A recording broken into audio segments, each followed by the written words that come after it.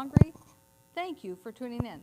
Off the Record News is a program brought to you live every week from the SPNN studios. Last week, we promised you programming and news on the Ramsey County Sheriff Department's policy of body cams. And our show last week ran over, so we were not able to start our report on that topic of the body cam policy in Ramsey County. But today we are going to focus exclusively on that news.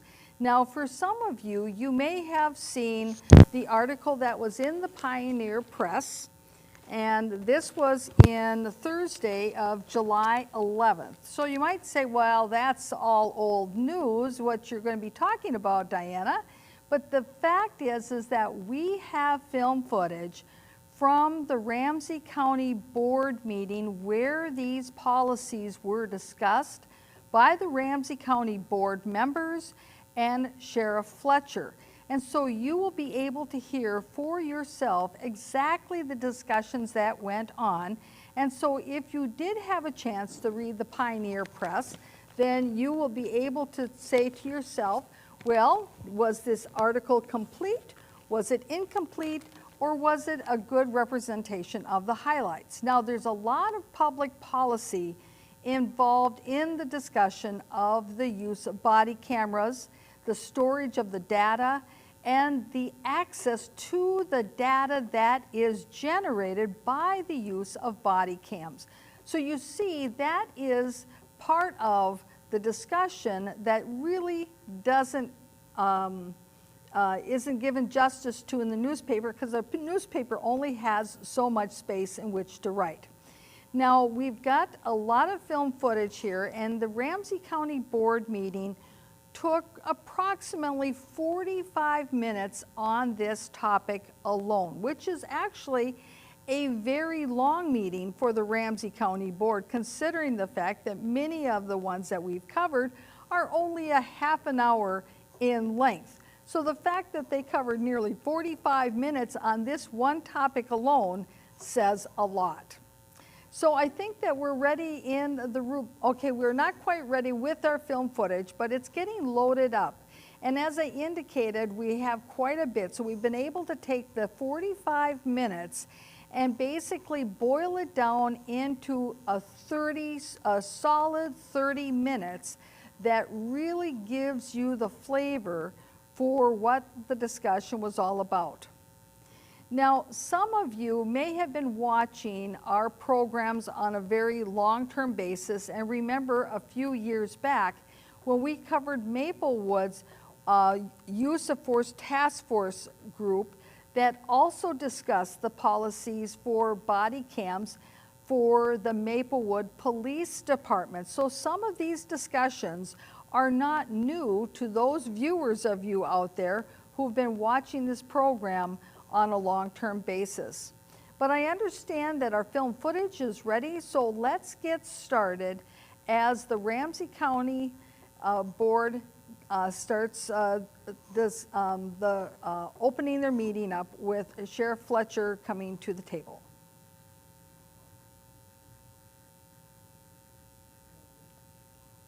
I was contacted by community members with concern. And so I thought it would just be okay if maybe you could just talk us through. The concerns were mostly about data storage. Who gets to see the videotape? Will it be leaked to the internet? I see the storage site is you have to send it to a website where the video will be stored. There's a big concern about people's privacy. So if you can just talk to us a little bit about that, that would be great. Right. Well, I think the standard in the industry today is that most data is stored in some form of remote cloud with high security. It would be great if we all could afford servers that collected all of our data, but that's just not the best practice any longer. So we've been assured, and there's never been a problem with this vendor in terms of a security breach. In terms of who can look at the data, we expect the supervisors to periodically and randomly monitor the individual deputies to see if they're recording when they're supposed to per policy. So the supervisors will have access But there is an audit trail created every time someone's in there. So, you know, in my interim life, I did audits of body camera systems, and so you can see who's been in there and for what purpose. They have to tag what purpose they're in there. And you can actually print out reports by individual officer if they're in there, which give you an indication someone's roaming the system. I don't think that happens much anymore in today's world since the big DVS scandal of officers, you know, probing driver's licenses. People have been disciplined in a number of different areas because of that. So Now, this issue of access to the data can be potentially a big issue, especially if you don't have controls or policies in place that you can monitor and that you abide by those. But there's another aspect of access to this data that was not discussed at this meeting and was not discussed in the Pioneer Press either, but it is an issue that was discussed in Maplewood several years back when the task force in Maplewood considered the policies involving the use of body cam data in Maplewood. And that is the issue of how often or who accesses that data to create the police reports.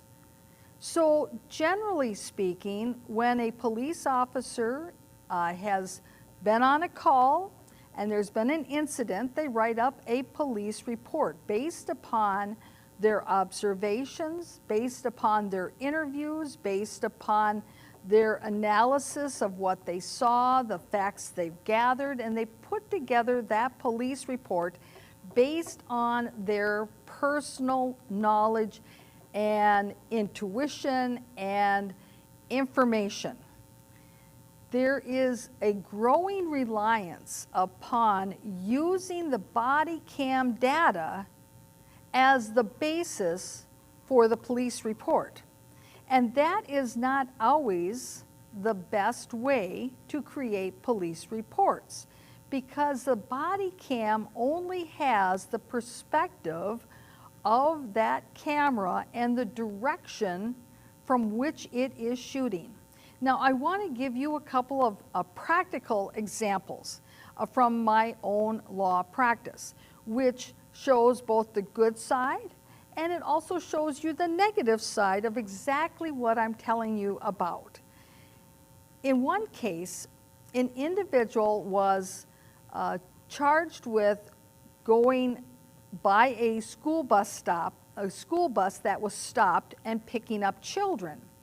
And later on, the charge was elevated from a misdemeanor to a gross misdemeanor because it was the belief of the police officer that there were still children outside of the school bus when my client's car went by that school bus, which would mean that would be a higher charge, the gross misdemeanor.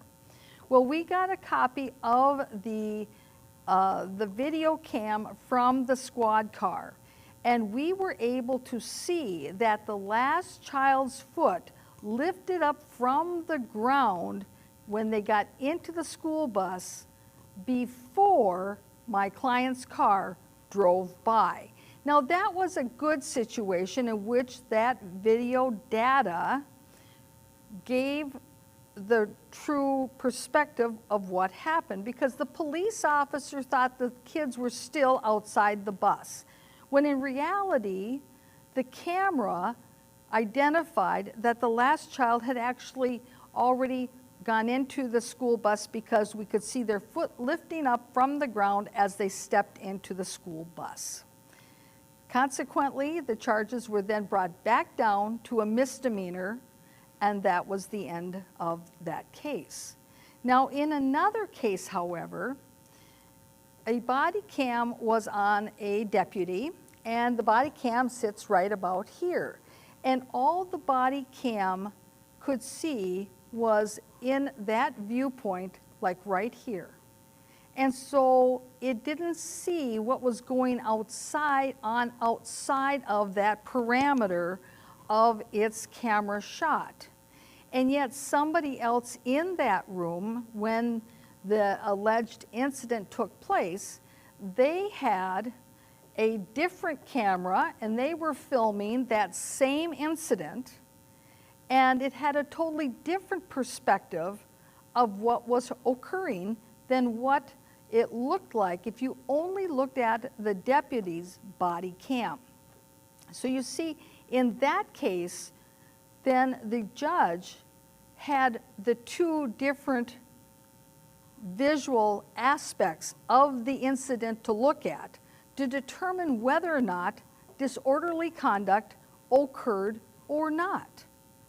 But you see, that's much the same as when you have a police officer who is in the room and using their skills of observation to look at everything. They've got the wide range of all of the details that they are gathering in, and when they're writing their report, rather than only looking from the myopic view of that body cam and then having their superior look at that body cam to double check to see if their police report is accurate or not, somebody who wasn't even there, checking to see if it's an accurate representation of what happened by looking at the same myopic data.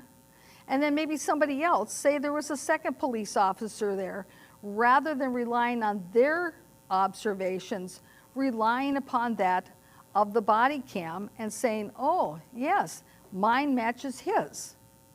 So you see, there has to be a discussion about the extent of which the body cam data is being used and accessed in the creation of the police reports of the incident to start with. And this is part of the discussion that neither the Ramsey County Board has talked about, and I believe many other bodies have not talked about either. And certainly they did talk about it, though, in Maplewood. So let's continue with our film footage. I'm confident that we have the means of assuring appropriate security for individual privacy. We did have one individual raise the question about whether or not the data would be used by Axon for facial recognition software. And we've been assured by Axon that they will not use our data without our permission. Facial recognition is exploding throughout the country. It's not completely accurate, of course, and that's one of the problems, but there was some concern about this data being imported into other databases, and we've been told that will not happen, and the data is ours. So. Now, this too is of a big concern. How will that data be used by third-party vendors? In this case, the issue is, will that data be used to match up with face recognition software, which, as you heard, is not always reliable and may not be an authorized use of that data. But I heard Sheriff Fletcher say that this company, this third-party vendor that stores the data, has assured the Sheriff's Department that they will not be doing this combining of the data from the body cams together with face recognition software. But you know, there's only one good way to make sure that they make good on their word and their assurances and their saying that they will not be doing this, and that is that when Ramsey County enters into a contract with this third-party vendor for the storage of the data, that in the contract there is a prohibition against that use of the data, because then Ramsey County and the Ramsey County Sheriff's Department has something that is enforceable. Not just assurances, not just a handshake, but something that is in writing and is concrete, that is enforceable. Well, let's continue with our next part of the clip. But if you're a going to move on to different- another question, sure. County Manager Yep. O'Connor has a follow-up to this question. Commissioner Mattis Castillo, members. I just wanted to add to the part about the server piece to it. So the Sheriff's Office has been in work with the Information Services Department to follow all information security protocol related to how cloud-based storage for the particular vendor would likely work. That's been mapped out with our IS department. And so I just want to assure you that from a data security perspective, this meets both industry and county standard for how that gets stored. I'll leave the policy piece to the rest of the answer to the sheriff's previous comments. Thank you. And I have a follow. That is that is the county manager for Ramsey County. And so his focus is on the security of the data. Does the data get breached? Is somebody absconding with it and then taking it or doing something else with it? The security of it. But you heard him clearly say that the public policy is up to the Ramsey County Board. And so those are the kinds of policies that we've been talking about what should go into that contract to ensure that the third-party vendor does not use the body cam data to combine it with facial recognition software, that the county says we do not support this and that we do not want this to be done. That's a public policy issue. Also, the public policy issue of when and how police officers can access that data when writing out their police reports. That also is a public policy issue. It's also something that, of course, the Ramsey County Sheriff needs to address as well, because that has to do with the policies within his department and how his officers, his deputies, how they go about completing their duties. And what are the expectations when they're out in the field? That not to be reliant upon body cams as the substitute for the type of observation that they, as skilled professionals, can do. So let's continue. Up to the question as far as there's going to be a record as far as who's accessing, but how does somebody gain that access in the first place? I mean, I would assume that it has to go through a manager or a supervisor or someone, Right. that an officer can't just go in and look at it, even though it says that person was there. How did they get there in the first Yeah, place? the general protocols for these systems, and every department sets their protocols differently, but the general policy is the officer can see their own. So if they were at a call, they need to write the report, they can review and listen to they may have interviewed someone on body camera, they can make sure the report is accurate. And their immediate supervisor has access to monitor and make sure they're using it. Beyond that, generally, there is a department administrator that can have access. So it's based upon the individual officer, their supervisor, and then a department administrator. Thank you. Commissioner I do Mattis. want to just add that, and it's probably mentioned in here, but we use St. Paul's policy as the model. We think they have, proved that their policy has stood the time. So we're comfortable that we're going to be consistent with them.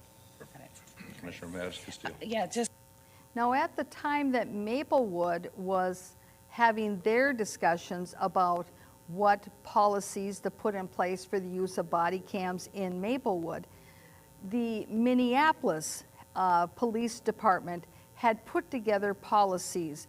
And so Maplewood, for much of their discussion, often referred back to the Minneapolis policies. And certainly, St. Paul was in the process of putting their policies together also at that time. And as I mentioned in Maplewood, the task force that was formed to look at this policy didn't look at just the body cam policy. They were originally set up to look at all of the police policies having to do with use of force. And it just happened to be that at the same time that this group of Maplewood residents were formed by the city council to look at the use of force policies, that it just happened to be that that's the same time that Maplewood was looking to purchase body cams and put together policies having to do with the use of those body cams. And so we do have film footage in our archives with regard to those discussions, and maybe someday, you know what, we'll have to brush those off and bring them back out and do a little comparison side by side once Ramsey County establishes their policies, or that they have their review of them in the next 6 or 9 months. But let's continue with our film footage. Just one follow-on question, and this came up at the community meeting in Falcon Heights, and folks wanted to hear from you directly because I know you weren't able to attend. I think you were My having daughter a was having a grandchild, big right? grandchild, yeah, my third grandchild. But I- folks just wanted to be able to hear from you, so this is for the benefit of the community. But the question was, will ICE be able to access these videotapes and use it in the future? No, Okay. no.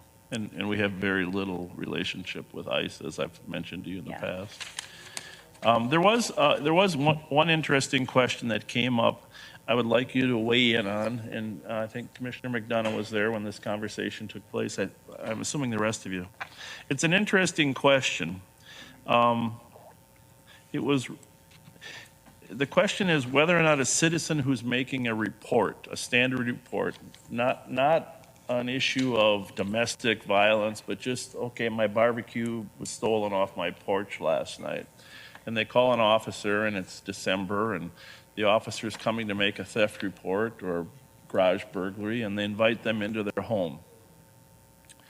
The question is, should the citizen have the right to not have the interior of their home recorded while the officer is taking the report?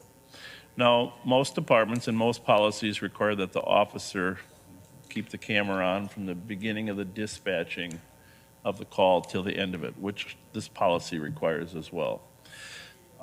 And that's the way the draft is. But I think there is a privacy question that should I have to have my interior home recorded while I'm making a police report that's non-controversial? Or should I have the right to ask that officer, would you mind turning the camera off? I can see both sides of the issue, to be frank with you. I don't like the concept of recording the interior of people's houses when there's no law enforcement reason really to be in there outside of taking the report. So if you have some thoughts on there in the next week or two or today, I'd love to hear them, because I could see. This issue brings out many questions in my mind, because first of all, nobody in these meetings, when they talk about the right of a person who's making a report to ask to have the body cam turned off or to have it on or whatever, when that police officer or that deputy's in their home, nobody talks about the fact that what happens even if that camera is off and the law enforcement officer is in that person's home, and that officer standing in the living room in clear sight on the table or on the edge of the couch or somewhere else sees some contraband with their own eyes, and they've been invited into the home and they can see that. What is that police officer's duty in that case? Because the contraband, which is illegal, is in plain sight, in clear sight, and there are cases where people have been charged where the police officer had been in there for some other reason, but because they observed in plain sight something that was illegal, then they could, of course, bring about the charges. So how is that any different whether you have the camera on or you have the camera off? The point is that the police officer or the law enforcement officer is still there to make their observation. Because you see, the body cam doesn't cancel out the law enforcement officer's observation. They still have an observation of what they see when they enter the home and you invite them in voluntarily. So that's something to consider. Maybe the issue really isn't whether or not you say, yes, keep the camera on, or no, turn it off. Basically, you might have to tell the police officer, well, you can come in if I can put a blindfold on you. Well, let's continue with the discussion. Policy in either direction on that point. And part of the concern is, well, you know, what are they going to see? At this point, this data is private. But of course, there are movements to make this data more public.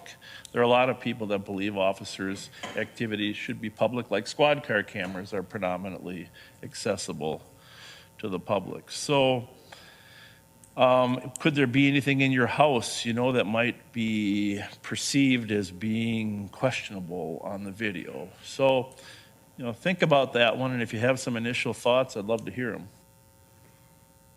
And of course, what could that be if other than something that's illegal?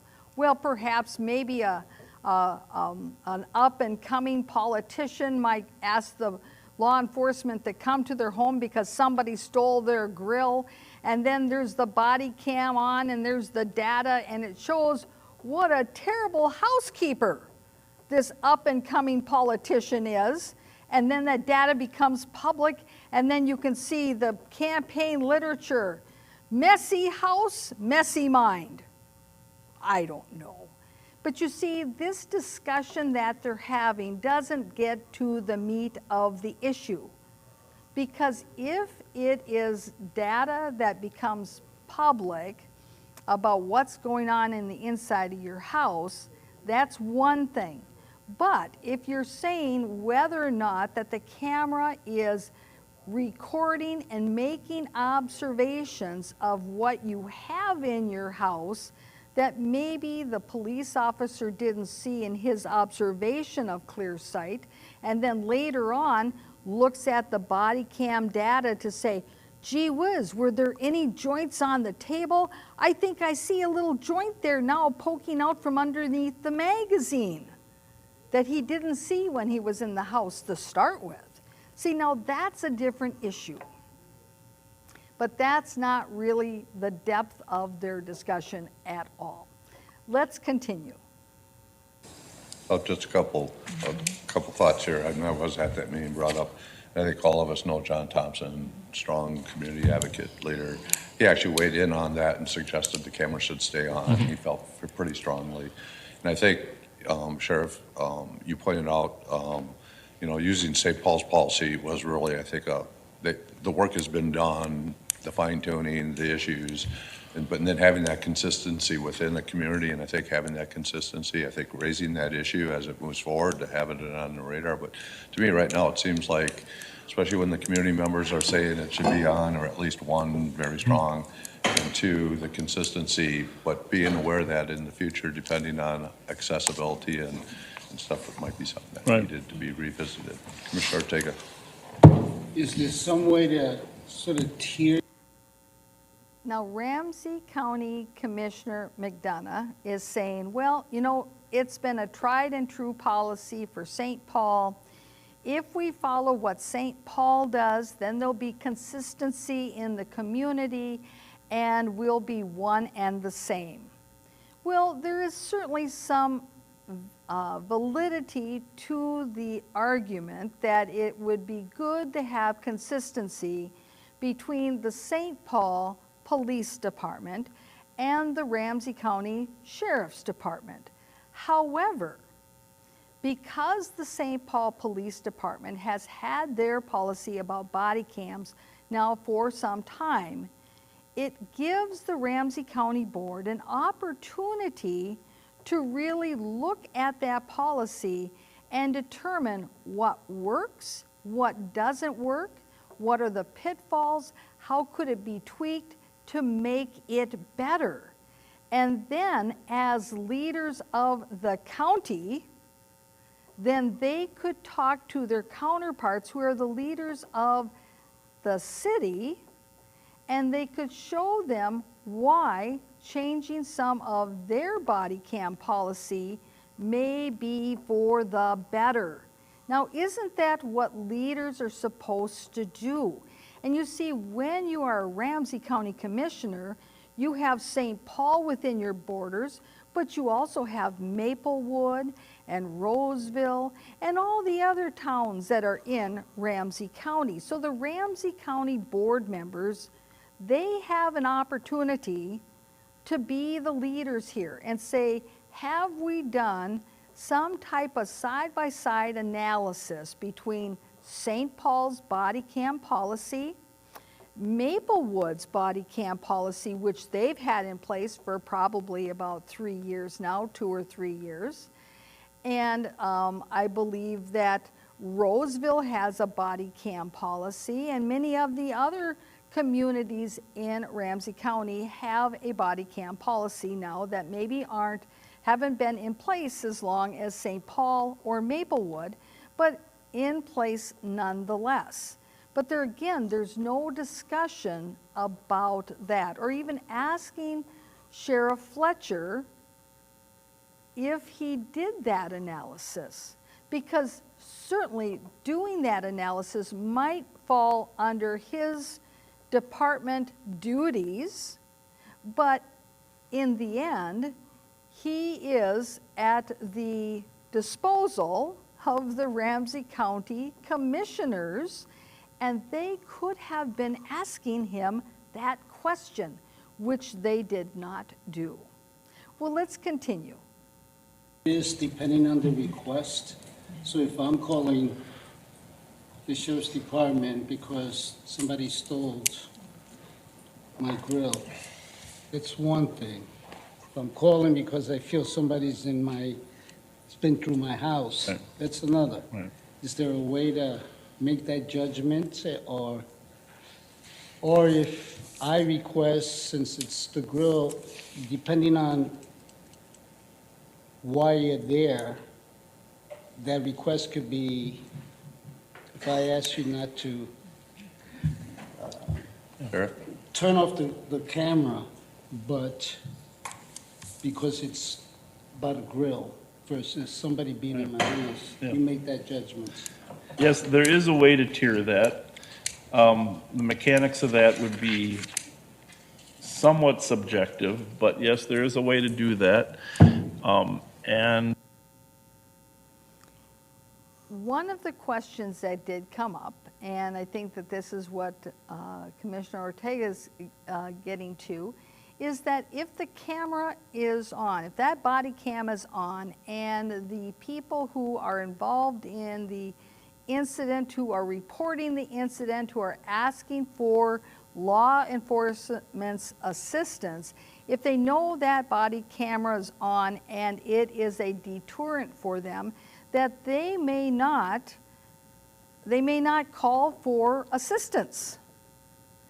And yet, the other flip side of that is that what extra does that body cam give in the way of exposing somebody who's involved in a criminal incident, whether or not they're the perpetrator or the victim?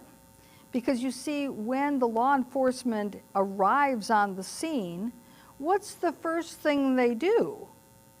They get people's names, they get their addresses.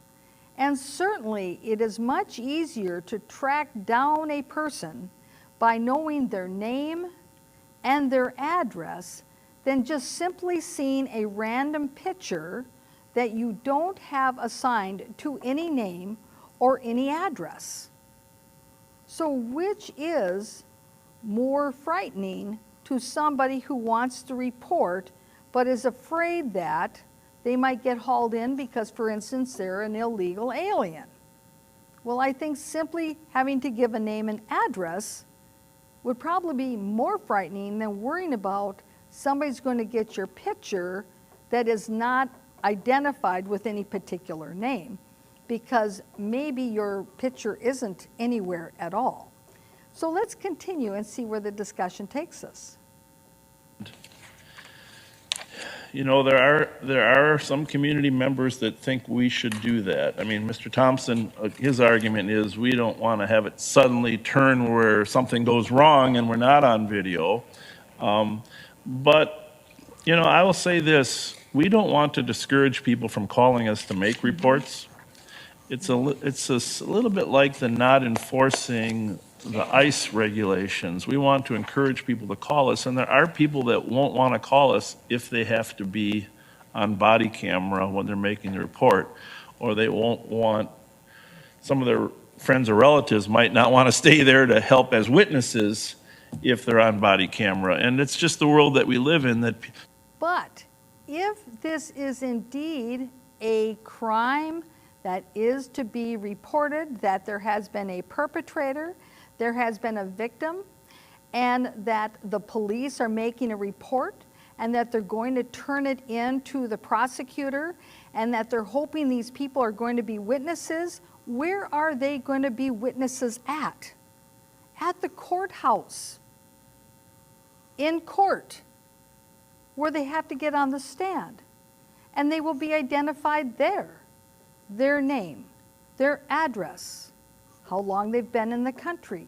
So you see, many of these concerns are really, in many ways, red herrings to the other concerns that come along with giving your name and your address and being written down as a witness to the crime, or being the victim of the crime, or being the perpetrator of the crime, especially if, in this example, they're talking about folks who are here in the country illegally.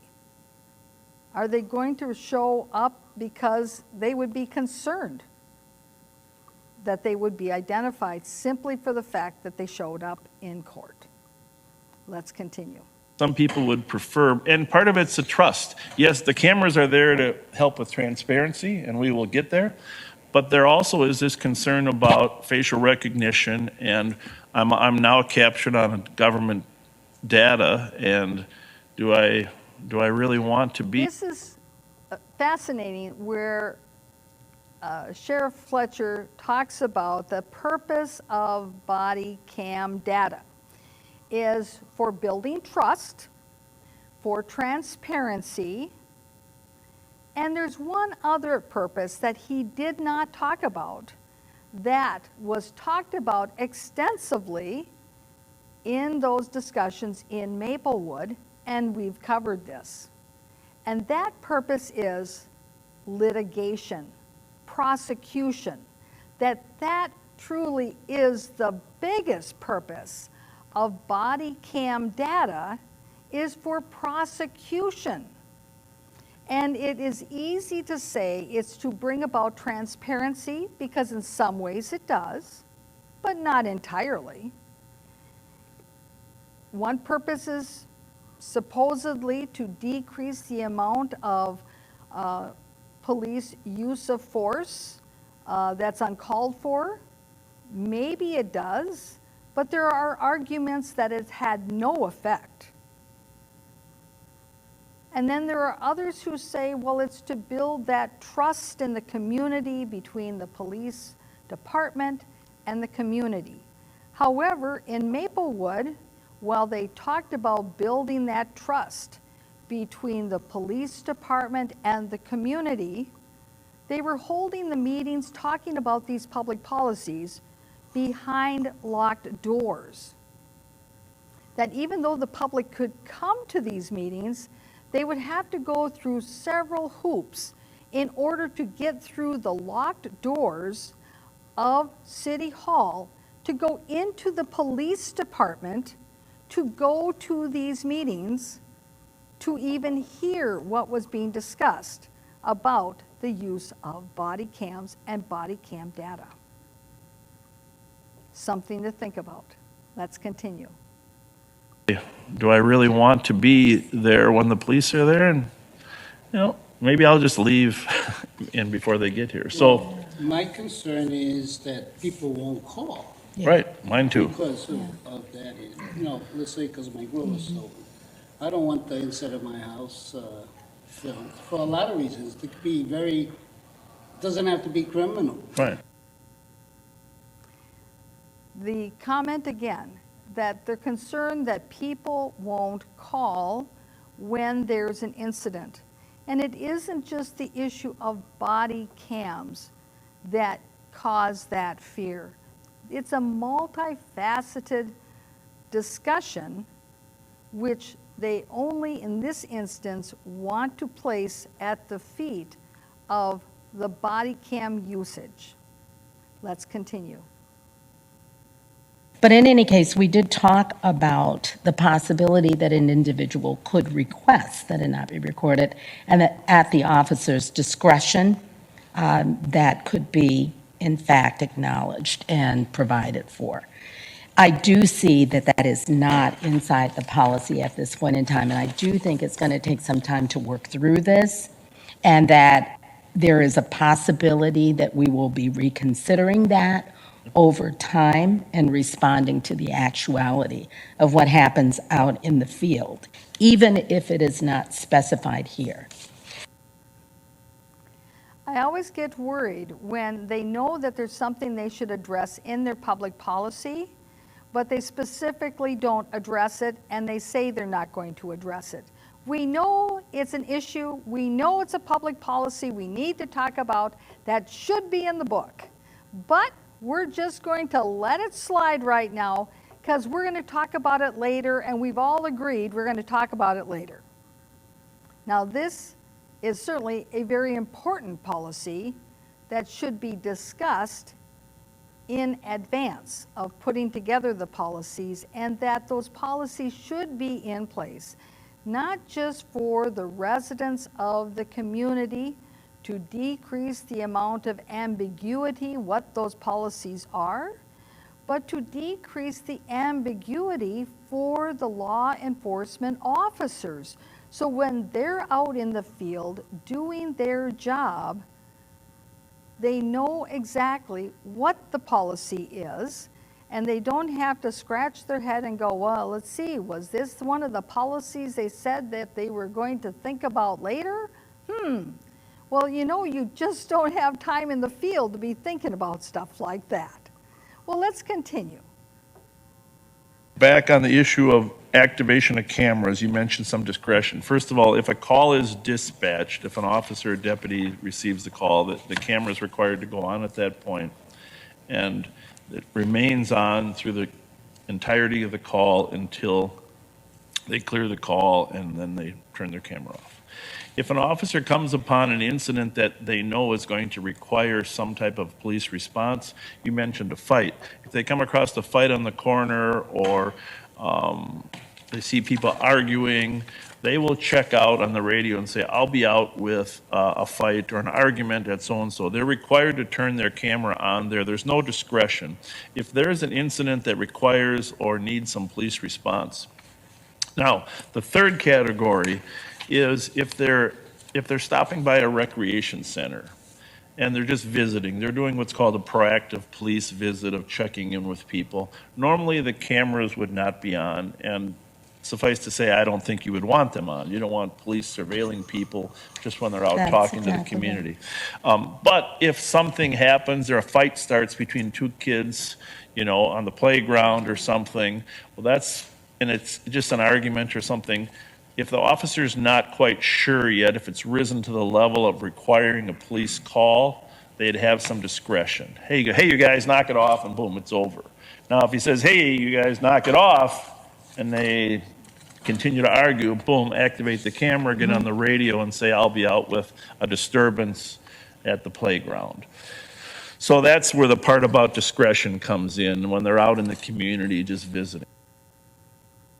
This distinction between when the cameras must go on and when discretion can be implemented by the law enforcement officer is very important because it does create a good line to understand when the camera is definitely on, or like as he gave as an example, the police officer or the deputy is just out and about, patrolling the neighborhood. Nothing's really going on, but then sees a disturbance, and maybe it's not too big of a disturbance, and it's not really until that officer believes that they've got to call it in, or they need backup, or that's something that it needs to be, that has risen to that level of perhaps something that's chargeable, well, then that's when the camera comes on.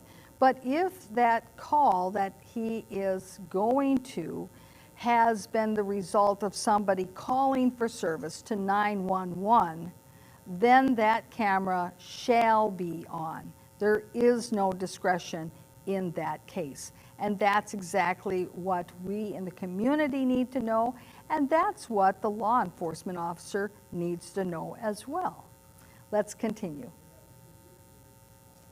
Now, regarding critical incident, I think the standard definition of critical incident is any time deadly force is used, by a law enforcement officer. It doesn't mean that they actually killed someone, but if some form of deadly force is used, a handgun or something else. And it's my intent, like Chief Axtell, to make sure that those videos are released in a timely fashion. I'm troubled by the lengthy delay that has been used by the BCA. I think the BCA timeline doesn't balance the need for public accountability. And Todd Axtell, Chief Axtell, is as well, so he's made a commitment to get those videos released in a more timely fashion. There's really no reason that a 30-day window for a deadly force investigation isn't long enough to interview all the key witnesses and get to that point. But in any case, 60 days is way longer than necessary before releasing. So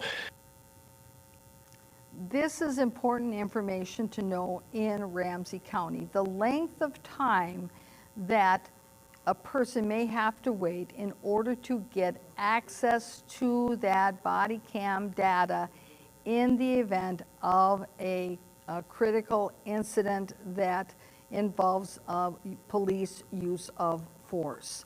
Now, this, as you heard, the BCA, they have a different standard that is much longer. When Maplewood was having this discussion, they too felt that perhaps that BCA standard was a little bit too long. And so it's good for the people of the community to be able to have access to that data, that body cam data, earlier on, rather than having to wait months and months and months, an extended period of time, agonizing over what was on that body cam data. Let's continue. Obviously, every investigation is slightly different, but it might be my goal to have a 30-day goal of releasing any video capturing a critical incident, and I would say in no way should it ever take longer than 2 months, even if the county attorney hasn't made a decision about prosecution. This is great to hear. Keep that in mind so that the next time that there is some type of news that hits the newspaper front page of some incident involving law enforcement, use of force, and a person of the community, we want to remember that we heard, at least from the Ramsey County Sheriff's Department, that their policy is 30 days and no longer than 60 days, even if the prosecutor hasn't decided to charge anybody with the crime yet.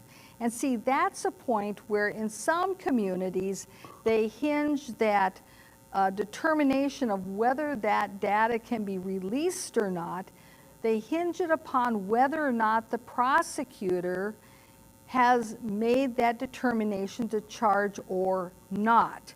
And I think it's important not to tie it to that parameter, because there have been instances where prosecutors may decide to charge out a case in a delayed timeline for political reasons.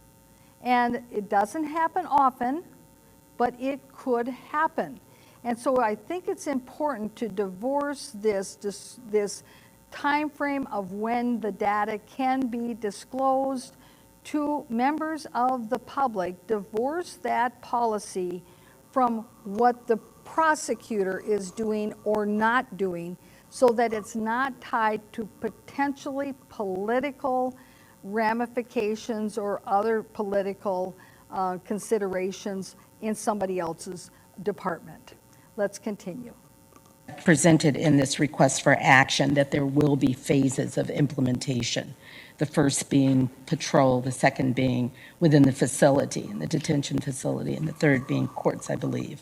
Right, let me just interrupt. I think it's fair to say that we're going to have to flip that a little bit. Patrol will be first, and quickly on the heels of that, the courts. Most of the policy regarding body cameras for law enforcement officers is dictated by state statute. And there are specific statutes regarding body cameras for law enforcement officers. So, our policy is consistent with state statute, but the data issues also have to be consistent in terms of release. There are no specific policies for body cameras in jails. And so then we revert back to existing law regarding security data, detention data, jail data. And Kim Parker is here from the county attorney's office. If you need or have any additional questions on the data issues, our intent is to work with corrections and to draft a policy in the next 60 days that we all agree on, so that we had uniformity between the sheriff's office and community corrections. A policy that reflects state law regarding those areas, but also reflects the desire of you and the community to access that data when there is an allegation of excessive force or something. But we will have a separate policy that will incorporate everything we can here, but will also mean that there is greater public access to the videos from the jail than there is in current state law regarding police officers. There is greater public access to the video data from the jails than there is from body cams that are on the police officers or the deputies.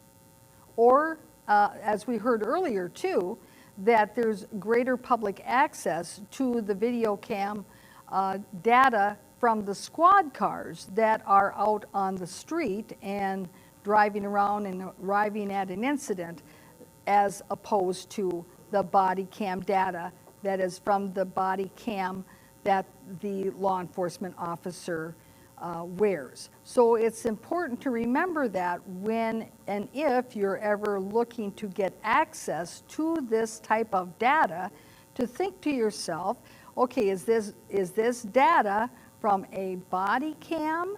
Is it from a squad car camera? Or is it data from inside of the jail? Because they have different standards of how it is accessible and the level of accessibility by the public. Good to know. Let's continue. To look at, but a very honest report. So it's not about being critical about anybody, but it's about how do we refine the policy. Right. Because we're not going to come off the gate with a perfect Right. animal here. I think that's a great idea. Report back in 6 months on our progress. Make sure, as you said a year ago, that we've actually purchased the cell phone. Well, Remember that? And implement it. I'm concerned to have that we don't have folks coming here, that we have an honest evaluation. Yes. It isn't about being defensive, it isn't about, it's Right. about Right. how is it working, how do we make it better? Yep. No, I think that's consistent with what should happen. We want to have an honest report, have an honest discussion. We're not pointing fingers. We just want to analyze it to see if it's the right policy.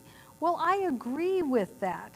However, on the other hand, earlier in the meeting, the sentiment was, well, we're just following the St. Paul policy. It's good enough for St. Paul. We're just going to follow what St. Paul does.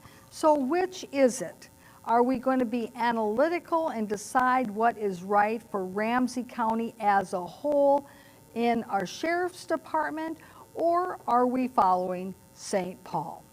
With the last few minutes we have, let's continue with our film footage. And thank you for having the public hearings that you had in other parts of the county. I know this is an issue that a lot of people care about, so just because nobody came to our public hearing, I know that people really are concerned about this, and they want us to do it right, and they want your office to do it right, and so I appreciate the care that you're taking with balancing, all of these issues that we've been talking about, people's right to privacy versus we need to know what really goes on in these cases. So just thank you for that, and I know that this is one of those cases which I think we probably have a fair amount of in the county, that people may not let you know what they think, but when you don't do it the way they want it, they'll let you know. So, but we really want to take care with this issue. So thank you for that. Just a couple of other comments specifically on some, and then a couple of questions. You asked a question, what to do when you go to a person's house and they've just had a theft or something. And I was, I've read through your materials, and I'm not sure that I could see. Is there a permission granted or just a notice given? Like when you walk up to the house and you say, okay, I'm here to talk to you about your theft. We're on camera because we're required, so is there a place you want to go, or do you want to do it outside? So I'm just wondering if a conversation like that is maybe part of the protocol where people are just on notice, because I think for me, you're right, I may prefer one room or the other if I'm going to be on camera. So, and still knowing that information is not like it's going to be on Channel 5 News that night, but at least somewhere it is. So if you could address that, and then I'll have other questions. Yeah, the policy does urge and encourage officers to give notice. Yeah. It doesn't necessarily require it, because sometimes things are happening very quickly, and there are other things more important that they need to be concerned about. But clearly in non-threatening, non-urgent matters, it's strongly encouraged that they advise the person. Now, the camera is boldly mounted right in the middle of the officer's chest. It's, there are some smaller cameras, ours are not, and generally there'll be a light indicating something's going on. So there is now become a reasonable expectation that people kind of know officers have body cameras, but our deputies are encouraged. I think that the officers, when they come to a home, if they're entering the home, that they need to disclose that the camera is on or not. And not just think that whether or not that there's a little light on it, that is going to be sufficient to give notice to the person they're visiting that the camera is on. Because if it's a red light or a green light, how would they know